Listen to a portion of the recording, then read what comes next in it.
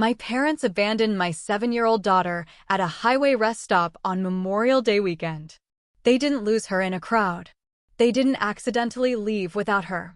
They deliberately drove away while she stood alone next to the vending machines, watching their car disappear down Interstate 95. I didn't panic. I didn't cry. I called 911 immediately. 4 hours later, Child Protective Services opened an investigation. Within 3 weeks, my parents lost custody of my 2 younger siblings. They blamed me for ruining their lives. I blamed them for leaving a child alone at a rest stop bathroom in the middle of nowhere, Pennsylvania. But I'm getting ahead of myself. Let me back up. My name is Sarah Mitchell. I'm 32 years old, a registered nurse at Boston Children's Hospital, and I make $78,500 a year. I mention the money because it becomes important later. Everything with my family always came back to money. Growing up, I learned early that love in our house was conditional and approval was earned through usefulness. My older brother Marcus was the golden child. He could do no wrong. He dropped out of college twice, moved back home 4 times, and every failure was met with sympathy and support. Meanwhile, I graduated summa cum laude with my BSN, got a job at one of the best pediatric hospitals in the country, and my mother's only comment was, "Well, nursing is steady work, I suppose." I was 11 when my parents sat me down and explained that Marcus needed help with his rent. Could I contribute some of my babysitting money? I had $240 saved up from months of watching the neighbors' kids every weekend. I handed it over. Marcus spent it on concert tickets. I was 16 when they asked me to work part-time instead of joining the debate team because the family needed help with bills. I worked 20 hours a week at CVS throughout high school while Marcus partied his way through his second attempt at community college. By the time I was 23 and earning actual money, the pattern was so established that I didn't even question it anymore. Mom called. The mortgage was due. Could I send $750? Of course I could. Dad texted. The car insurance lapsed. Could I cover $190? Sure, no problem. Marcus needed help with his electric bill, his phone bill, his credit card payment. I sent it all. $750 here. $200 there. $500 for the emergency car repair that turned out to be new tires. $1,200 for the medical emergency that was actually elective dental work. I kept a spreadsheet. I'm detail-oriented like that. Comes with the nursing degree. Every transaction, every date, every dollar. By the time I was 28, I had sent my parents $106,560 over 6 years. $106,560. That's a down payment on a house. My house, not theirs. But I told myself it was fine. Family helps family, right? That's what they always said. Family is everything. Blood is thicker than water. All those sayings that guilt you into lighting yourself on fire to keep other people warm. Then I met David. He was a resident at the hospital, orthopedic surgery, with kind eyes and a laugh that made my entire shift better. We got married when I was 29. Small ceremony, nothing fancy. My parents complained the whole time that we didn't have it catered. We had sandwich trays from Panera. They acted like I'd served them prison food. 2 years later, we adopted Emma. She was 5 years old, big brown eyes, curly hair, and the most cautious smile I'd ever seen. She'd been in foster care since she was 3. Her biological parents had their rights terminated after years of neglect. When the social worker placed her tiny hand in mine, something in my chest cracked open. For the first time in my life, I understood what it meant to love someone unconditionally.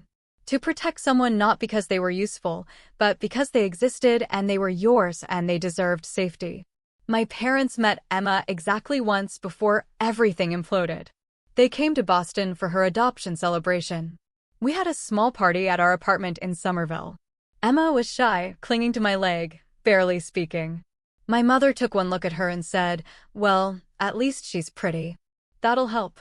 My father spent the entire visit asking when David was going to finish his residency and start making real money. As if our combined income of $165,000 wasn't enough. as if we owed them an explanation for our financial choices when I'd been bankrolling their lives for almost a decade. They left after 2 hours. Emma asked me why Grandma didn't smile at her. I didn't have a good answer. 6 months later, my younger siblings happened. My parents showed up at our door at 10 p.m. on a Tuesday with Michael, 13, and Sophie, 9. Mom was crying. Dad looked furious. Apparently, Marcus had gotten himself into legal trouble. Again. This time involving drugs and a lot of money he didn't have. He was facing charges, possibly jail time, and my parents needed to focus on helping him. Could we take the kids for a while? Just temporarily. Just until they got Marcus sorted out. David and I looked at each other. Emma was finally settling in. She was thriving in first grade, making friends, laughing more. Our 2-bedroom apartment was already tight. But they were my siblings. They were kids. Michael looked terrified. Sophie was trying not to cry. We said yes. A while turned into 7 months. 7 months of Michael and Sophie sleeping in our living room on air mattresses. 7 months of helping with homework, packing school lunches, navigating teenage emotions and elementary school drama. 7 months of Emma learning to share her space, her parents, her entire world. 7 months of sending my parents an additional $800 a month to cover Marcus's attorney fees. I added it to the spreadsheet. $112,160 by that point. I stared at the number until it burned into my vision. My parents visited twice in those 7 months. Both times, they barely looked at Michael or Sophie. They spent the entire visit talking about Marcus. How stressed they were. How expensive everything was. How hard this was on them. Not once did they ask how the kids were doing. Not once did they thank us for completely appending our lives to help their children. The second visit, Sophie asked when she could go home. My mother looked at her like she'd spoken a foreign language and said, "Home? We're trying to save your brother. Don't you care about family?" Sophie was 9 years old. She just wanted her own bed back. Memorial Day weekend arrived. My parents called with an idea. Marcus's trial was over. He'd gotten probation, thank God, and community service. Things were calming down. They wanted to do a family trip to celebrate getting through it all. A road trip to visit Marcus in Boston, since he'd recently moved there for a fresh start that I was apparently funding to the tune of $600 a month for his apartment deposit and first month's rent. The plan was this. They'd drive up from Virginia with Michael and Sophie. We'd meet them in Boston. Spend Memorial Day weekend together as a family. Michael and Sophie could get some of their stuff from our apartment. Maybe stay with Marcus for a few days before heading home. It sounded reasonable. It sounded like maybe, finally, they were stepping up as parents again. I should have known better. They left Virginia at 6 a.m. on Saturday, May 25, 2024. The plan was to arrive in Boston around 4 p.m., accounting for traffic and stops. We had dinner reservations at Legal Seafoods at 6. Emma was excited. She'd never met her uncle Marcus. She'd made him a welcome to Boston card with glitter glue and stickers. At 2:47 p.m., my phone rang. Unknown number. I almost didn't answer. I was grocery shopping with Emma, letting her pick out snacks for the weekend. But something made me swipe to accept. Hello. Is this Sarah Mitchell? A woman's voice. Official. Serious. Yes. This is Officer Patricia Morrison with the Pennsylvania State Police. I'm at the Sidling Hill rest area on Interstate 70. We have a child here who says her name is Emma Mitchell and that her mommy is Sarah Mitchell in Boston. She's 7 years old. She's been here alone for about 40 minutes. The box of goldfish crackers I was holding hit the floor. Emma looked up at me, confused by my expression. I'm sorry, what? Emma is right here with me. My daughter is. Ma'am, this child has your phone number memorized. She's very upset. She says her grandparents left her here and drove away. My blood went cold. Ice cold. Crystal clear cold. Sophie, I whispered. You have Sophie. She said her name is Emma. Sophie is my sister. She's 9. Emma is my daughter. She's 7. My daughter is right here. I grabbed Emma's hand, holding her close. Sophie has brown hair, freckles across her nose. She's probably wearing a pink hoodie with a unicorn on it. That's her exactly. Ma'am, she's very frightened. She says her grandparents told her they needed a break from her whining. They told her to go to the bathroom, and when she came out, they were gone. I closed my eyes. The grocery store lights were too bright. Everything was too loud. Emma was tugging on my hand, asking what was wrong. Sophie was alone at a rest stop in Pennsylvania. My parents had abandoned a 9-year-old girl at a highway rest area and driven away. I'm in Boston, I said, my voice eerily calm. I'm 5 hours away. Is Sophie safe? Is she hurt? She's physically fine. Scared, but unharmed. She's with me right now. We're in the police office at the rest stop. Ma'am, I need to know who has legal custody of this child. My parents. Patricia and Donald Mitchell. They're her legal guardians. They have custody. And they left her here? Apparently. There was a long pause. When Officer Morrison spoke again, her voice was harder. Ma'am, I'm going to need you to give me your parents' contact information. We're going to need to have a conversation with them about child endangerment. I rattled off their cell phone numbers. My hands were shaking now. Emma was crying, picking up on my fear without understanding what was happening. Officer Morrison? Can I talk to Sophie? Of course. Hold on. Shuffling sounds. Then a small, broken voice. Sarah? Hey, sophomore. I'm here. You're okay. You're safe. They left me. Her voice cracked. I took too long in the bathroom, and when I came out, they were gone. I waited by the car, but they didn't come back. I looked everywhere. I thought maybe they were getting food, but I couldn't find them. A lady asked if I was okay, and I started crying, and she called the police. Soph, listen to me. You didn't do anything wrong. Do you understand? This is not your fault.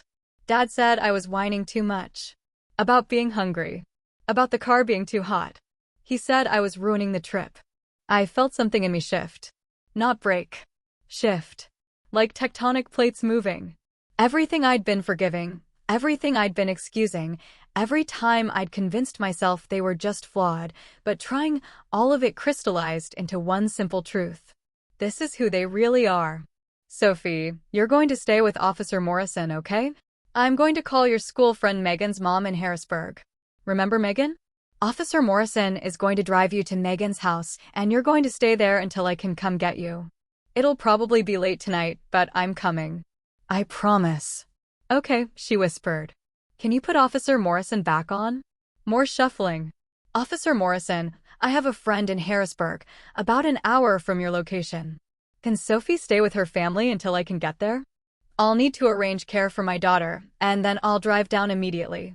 That works. I'll need contact information. And ma'am? I'm filing a report on this. Child endangerment. Abandonment. This isn't just a family matter anymore. Good, I said.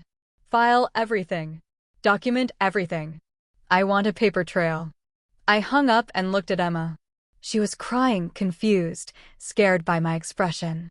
Mommy, what's wrong? I knelt down to her level, right there in the middle of the Whole Foods produce section, and hugged her tight. Grandma and Grandpa did something very wrong, I said quietly. They left Aunt Sophie alone, and she was scared. But she's safe now. The police are helping her. We're going to help her. Why would they leave her? I don't know, baby. I really don't know.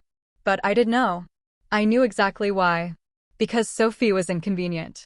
Because she was asking for things she needed: food, comfort, attention. Because my parents had never actually wanted the responsibility of raising kids. They wanted appliances. Useful objects that served a purpose and didn't require emotional labor. I stood up, leaving the groceries abandoned in the cart, and walked out of the store holding Emma's hand. In the parking lot, I made 3 phone calls. First, my friend Rachel, asking if she could watch Emma for the next 12 to 18 hours. She said yes immediately, hearing the terror in my voice. Second, Megan's mom in Harrisburg, explaining the situation. She was horrified and immediately agreed to pick up Sophie from the rest stop. Third, my parents. My mother answered on the 5th ring. I could hear the car radio in the background. They were still driving. Sarah, we're about an hour outside Boston. Traffic's not too bad. What time should we? Where's Sophie? I said. Silence. What? Where is Sophie? More silence. Then my father's voice in the background muffled. I told you she'd call. My mother sighed. She was being impossible, Sarah. Whining constantly. We needed a break. She's fine. She's at a rest stop in Pennsylvania. We'll pick her up on the way home. You left a 9-year-old girl alone at a highway rest area. She's fine. There are plenty of people around. She has money. She can get food. Something in me went dead. Not angry. Dead. Flat. Final. Officer Patricia Morrison with the Pennsylvania State Police has Sophie. She's filing child endangerment charges. Case number PA 2024-18942. Sophie is currently being transferred to a family friend's house in Harrisburg. She will not be returning to your custody. You called the cops? Sarah, are you insane? This is a family matter. You abandoned a child. At a rest stop. During holiday weekend traffic. She's 9 years old. We were going to get her. When? After you got to Boston? After dinner? After spending the night? When exactly were you planning to drive 4 hours back to Pennsylvania to pick up the child you left at a gas station bathroom? No answer. Don't come to Boston, I said quietly. Don't call me. Don't text me. Michael can stay with me until we sort out what happens next, but you're done. We're done. Sarah, you're overreacting. She's fine. She's traumatized. She stood alone at a rest stop for 40 minutes thinking you'd come back. She thought she'd done something wrong. A 9-year-old girl thought she deserved to be abandoned. It was just a rest stop. It was child abandonment. And I'm not covering for you this time. I hung up. My hands were steady now. Crystal clear. I knew exactly what I needed to do. That night, while Emma slept at Rachel's house and I drove 4 hours to Harrisburg to get Sophie, I started making lists. Calls to make. Documents to gather. People to contact. I arrived at Megan's house at 11 p.m. Sophie ran to me and sobbed into my shoulder for 20 minutes. She weighed 78 pounds and felt like she was made of bird bones and fear. I held her and whispered the same thing over and over. Not your fault. Never your fault. The next morning, back in Boston with both girls, I called Officer Morrison and asked how to file a CPS report in Virginia. She gave me the number. She also told me the Pennsylvania report was already in the system and would be forwarded to Virginia's Child Protective Services automatically. They're trying to say it was a misunderstanding, Officer Morrison said. That they thought she was with other family members in the car. Sophie was the only child in their car. Michael stayed with me in Boston. That's what I figured. Ma'am, I want you to know, this is one of the more disturbing cases I've seen. Most people who abandon kids at rest stops are desperate, overwhelmed, in crisis. Your parents were just annoyed. Yeah, I said. That tracks. The report is solid. It'll hold up. Thank you. I hung up and opened my laptop. 7:45 a.m. on Memorial Day. Most people were sleeping in, planning barbecues, enjoying the holiday weekend. I was about to burn down my entire family. First, banking. Click. Chase Bank. Login. Recurring payments. My parents' mortgage. $750 per month. Set up 6 years ago. Total paid, $54,000. Status, canceled. My parents' utilities. $200 per month. Set up 5 years ago. Total paid, $12,000. Status, canceled. My parents' car insurance. $190 per month. Set up 6 years ago. Total paid, $13,680. Status, canceled. My parents' health insurance supplemental. $180 per month. Set up 4 years ago. Total paid, $8,640. Status, canceled. Marcus's rent assistance. $600 per month. Set up 3 months ago. Total paid, $1,800. Status, canceled. Marcus's emergency fund, $400 per month. Set up 2 years ago. Total paid, $9,600. Status, canceled. Total canceled, $2,320 per month. $27,840 per year. Total paid over the years, $99,720. I stared at that number. Nearly $100,000. A house. A college fund. A retirement account. Security. Freedom. Peace. Gone. Supporting people who left my sister at a rest stop because she asked for food. I closed the laptop. The silence felt like oxygen. Next, security. I changed every password. Bank accounts. Credit cards. Email. Phone account. Insurance policies. Everything. I removed my parents as authorized users on all accounts. Removed them as beneficiaries on my life insurance. Changed my emergency contacts to David and Rachel. I set up fraud alerts with all 3 credit bureaus. Flagged my accounts for any unusual activity. Then I called my attorney. I'd never had an attorney before that day. But David's sister was a family law attorney in downtown Boston. Jennifer Rodriguez. I'd met her twice at family dinners. She'd always seemed sharp, no nonsense, the kind of person you want in your corner when everything's falling apart. She answered on the second ring. Jen? It's Sarah. David's wife. I need help. What happened? I told her everything. The abandonment. The police report. The years of financial exploitation. The fact that Sophie and Michael were still minors living in my parents' house, and I was terrified for their safety. I need custody, I said. Of both of them. Emergency custody if possible. Sarah, that's a big ask. Courts don't usually remove kids from their parents without significant proof of danger. They left Sophie at a rest stop. There's a police report. Case number PA 2024-18942. Officer Patricia Morrison, Pennsylvania State Police. Silence on the other end. Then, Jesus Christ. I have 6 years of financial records showing exploitation. I have text messages. I have documentation of Michael and Sophie living with me for 7 months, while my parents focused on my brother's legal troubles. I have everything. Send me everything. Every document, every text, every bank statement. I'll file for emergency custody today. We'll cite the abandonment, the pattern of neglect, the financial exploitation showing they prioritize themselves over their children. But Sarah? This is going to get ugly. It's already ugly, Jen. I'm just making it official. By 3 p.m. that day, the paperwork was filed.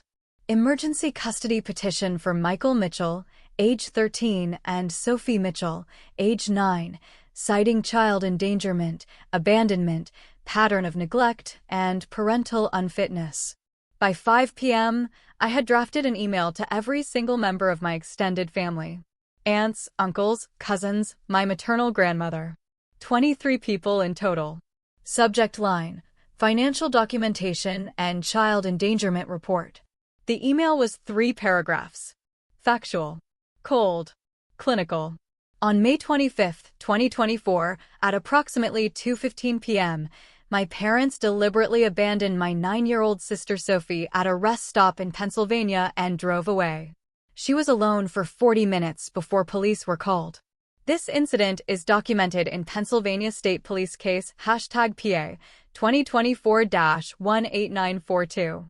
They told her they needed a break from her whining. She was asking for food. I have financially supported my parents for 6 years, paying their mortgage, utilities, insurance, and various expenses totaling $99,720. This ends immediately. All automated payments have been canceled. I will not be providing further financial assistance. Emergency custody paperwork has been filed for both Michael and Sophie. I have retained legal counsel. Do not contact me regarding this matter. Do not contact my children. Any further communication should go through my attorney, Jennifer Rodriguez, Rodriguez and Chin Family Law, Boston, Massachusetts. I attached 6 PDF files. Bank statements showing the recurring payments. Screenshots of text conversations where they asked for money and I provided it. The police report from Pennsylvania. Photos of Sophie at the rest stop that Officer Morrison had sent me, showing a small girl in a pink hoodie sitting alone on a bench, crying. I copied Jen on the email. Then I hit send. 23 recipients. Within an hour, my phone started ringing. I didn't answer. It rang 47 times that evening. 47 calls from various family members, including 12 from my mother and 9 from my father. I blocked every single number. My Aunt Linda, my mother's sister, sent a text before I could block her. "Your mother is hysterical. How could you do this to her?" I replied with one sentence. "Ask her how Sophie felt standing alone at a rest stop for 40 minutes. Then I blocked her too. The next morning, Tuesday, May 28th, Child Protective Services showed up at my parents' house in Virginia. The Pennsylvania report had been forwarded. The emergency custody petition had been filed. They needed to investigate. My mother called me from a restricted number. I answered because I thought it might be Jen. "Sarah, CPS is here. They're threatening to remove Michael from our home. You have to call them off." "No. Sarah, please. This is destroying us. You destroyed yourselves when you left a 9-year-old at a rest stop. It was a mistake. We were stressed. You traumatized a child. You abandoned her. You made her feel like she deserved to be left behind. She's fine. She's with you now. She wakes up 3 times a night crying. She asks me constantly if I'm going to leave her somewhere. A 9-year-old girl is now terrified that every adult in her life will abandon her if she's inconvenient. You did that. CPS is going to take Michael. Good. He'll be safe with me." She started crying. Loud, hysterical sobs. In the background, I could hear a woman's voice asking questions. "The CPS investigator." "I have to go," I said quietly. "Don't call me again." I hung up and blocked that number too. Within 3 days, CPS made their determination. Given the documented abandonment, the police report, the pattern of prioritizing their adult son over their minor children, and the emergency custody petition already filed in Massachusetts, they were recommending removal of Michael from the home pending a full investigation and court hearings. The Virginia Family Court fast-tracked the case given the circumstances. By June 3rd, 9 days after Memorial Day weekend, I had emergency temporary custody of both Sophie and Michael. My parents' life started falling apart in ways that were both devastating and entirely predictable. First, the bills came due. Mortgage payment due June 1st. No automatic payment. Notice sent. Car insurance lapsed June 5th. Notice sent. Utilities, electric, water, gas, all had automatic payments canceled. Disconnect notices arrived. My father called me from yet another new number. I answered by accident. "Sarah, you have to reinstate the payments. We can't afford the mortgage without your help. We'll lose the house. You should have thought of that before you abandoned Sophie. We made one mistake." "No. You made years of mistakes. You just finally made one I couldn't ignore. What are we supposed to do?" "Figure it out. Like I had to figure everything out when I was 16 and working part-time to help pay your bills. Like Sophie had to figure out how to survive alone at a rest stop. Like Michael's been figuring out how to be invisible in your house, so you won't ignore him like you ignore everything that isn't Marcus. Marcus is your brother. Sophie and Michael are your children. Sophie is 9. Michael is 13. They're kids, and you threw them away like they were inconvenient luggage. Please, Sarah. We're begging you." "I have a question," I said calmly. "When Sophie was standing alone at that rest stop, crying, thinking you weren't coming back, did she beg? Did she plead? And did you care?" Silence. "Don't contact me again," I said, and hung up. 2 weeks in, the consequences started compounding. Mortgage payment 30 days late. $75 late fee. Credit score impact. Utilities disconnected. No power for 3 days in June heat until they scraped together a deposit and reconnection fee. Car insurance lapsed. Dad got pulled over for a broken taillight. Driving without insurance. $500 fine. Court date scheduled. Car payment missed. $350 plus $25 late fee. Credit score dropping. 680 to 625 in 2 weeks. Health insurance supplemental canceled. Doctor's appointment scheduled for Dad's blood pressure medication. No coverage. $400 out of pocket. I tracked it all in my spreadsheet. Not out of cruelty. Out of completion. I needed to see it. Needed to know that numbers don't lie, that actions have consequences, that the universe has a certain mathematical elegance when you stop protecting people from their own choices. Marcus called me. That was surprising. Sarah, you have to help them. No, I don't. They're our parents. They abandoned their child. It was a misunderstanding. Marcus, I've been funding your life for 3 months. $600 a month for your apartment. $400 a month for your emergency fund that you spent on God knows what. I have the bank statements. I know where the money went. You weren't in crisis. You were just entitled. I needed help. Sophie needed help. She needed her grandparents not to abandon her at a rest stop. Michael needed help. He needed parents who paid attention to him. I needed help when I was 16 and working part-time to cover your failures. But nobody helped us. We just figured it out. So you're just going to let them lose everything? I'm going to let them face consequences for the first time in their lives. There's a difference. He called me heartless and hung up. I added the word to my journal that night. Heartless. I turned it over in my mind, examining it like a stone. Maybe I was heartless. Maybe choosing myself and my sisters over the people who'd been bleeding me dry for 6 years made me cruel. Maybe protecting a traumatized 9-year-old made me selfish. I could live with that. The court hearing for permanent custody happened in July. My parents showed up with a public defender. They couldn't afford a private attorney anymore. The evidence was overwhelming. Police report. CPS investigation. Financial records showing pattern of exploitation and prioritization of adult son over minor children. Testimony from Sophie's therapist about the trauma from abandonment. Testimony from Michael about feeling invisible and neglected. Testimony from me about the 7 months they'd left their kids with me without adequate support or communication. The judge was a middle-aged woman named Sandra Park. She looked at my parents over her reading glasses and said, I've been on the bench for 18 years. This is one of the clearest cases of parental unfitness I've seen.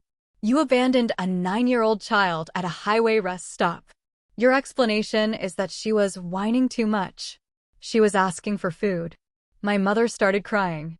The judge continued. You then left your 13-year-old son in your home while showing more concern for your adult son's legal troubles than for your minor children's basic welfare. You financially exploited your adult daughter for years while failing to provide adequate emotional or financial support for your minor children. Custody is awarded permanently to Sarah Mitchell. Visitation will be supervised, if granted at all, pending completion of parenting classes and therapy. This court is appalled. Gavel down. My mother sobbed. My father looked like he'd aged 10 years in 2 months. Marcus wasn't there. He'd already moved on to the next crisis, the next person to exploit. I walked out of that courthouse with Sophie holding my left hand and Michael holding my right. David and Emma waited in the car. We drove home in silence. That night, Sophie asked me, are we staying forever? Forever, I promised. Even if I whine? Even if you whine? Even if you're grumpy? Even if you have a bad day? Even if you ask for food or water or attention or anything else you need? You're staying. You're home. She cried. Not sad crying. Relief crying. The kind of crying that comes when you finally feel safe enough to fall apart. 3 months later, my parents lost their house. Foreclosure. They'd missed 3 consecutive mortgage payments. The bank doesn't care about your feelings or your excuses. They care about payment. No payment, no house. They moved into a 900-square-foot apartment near the highway. 1 bedroom. Michael's old bedroom became storage. Sophie's became Marcus's crash pad when he was between jobs.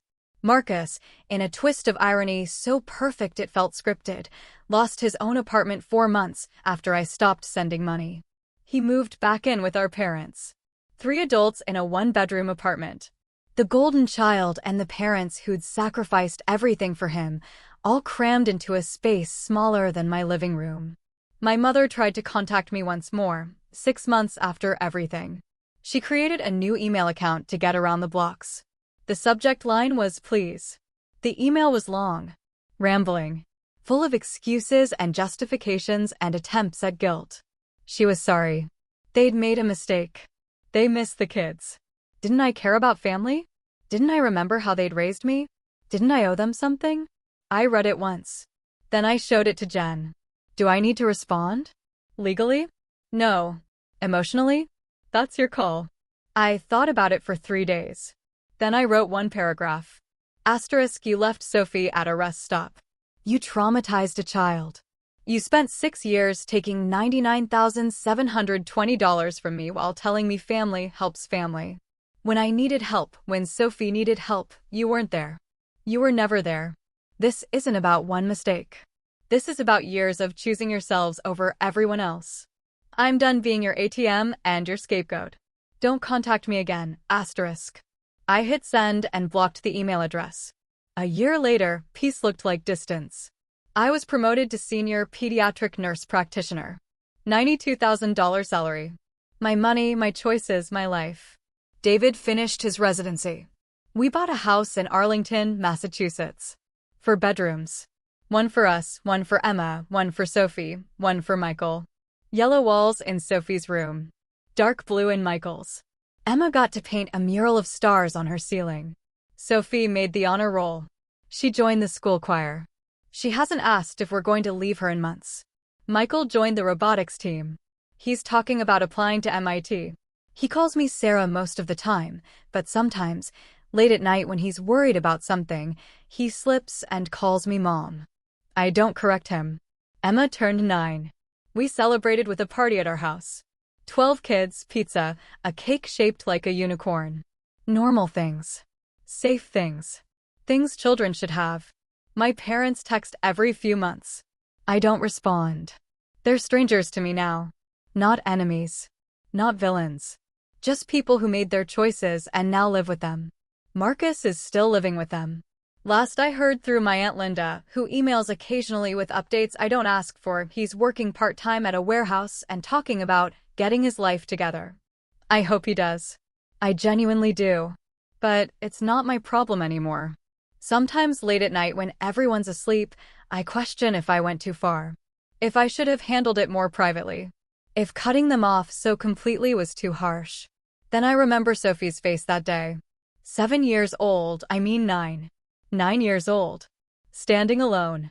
Asking if she did something wrong. They had 9 years to treat Michael and Sophie like they mattered. They had 6 years and $99,720 worth of chances with me. People told me constantly to forgive. To think about family. To consider that they were struggling. To remember they raised me. But Emma and Sophie and Michael are my family. They're who I protect first, last, and always. I learned something important through all of this. Enabling cruelty in the name of keeping the peace just teaches cruel people that their behavior works. It tells them they can keep taking and hurting and manipulating because someone will always clean up the mess. Some people believe family means unconditional forgiveness. That blood requires loyalty no matter what. I used to believe that too. Now I know family is a verb, not a noun. It's what you do, not who you are. I don't know if I'll ever speak to my parents again. Maybe never. Maybe someday. But here's what I do know. I deleted their numbers. Changed my passwords. Blocked every contact. Cut off every dollar. And for the first time in my life, I felt free. People always say you'll regret cutting off family. That one day you'll wake up and wish you had done things differently. That hasn't happened. Not once. Because I finally understand something I should have realized a long time ago. Some people will never change. Some people will take and take and take until there's nothing left. And the only way to survive is to walk away. They don't get to abandon my sister and call it family. They don't get to exploit me for years and call it love. Not anymore. So, was I wrong for cutting them off completely? Did I go too far or not far enough? Have you ever had to choose yourself over family? Have you ever drawn a line that couldn't be uncrossed? Drop your story in the comments below. I read every single one. If this hit close to home, hit that like button and subscribe. More stories of people who finally said enough coming every single day. Because sometimes, choosing yourself isn't selfish. It's survival.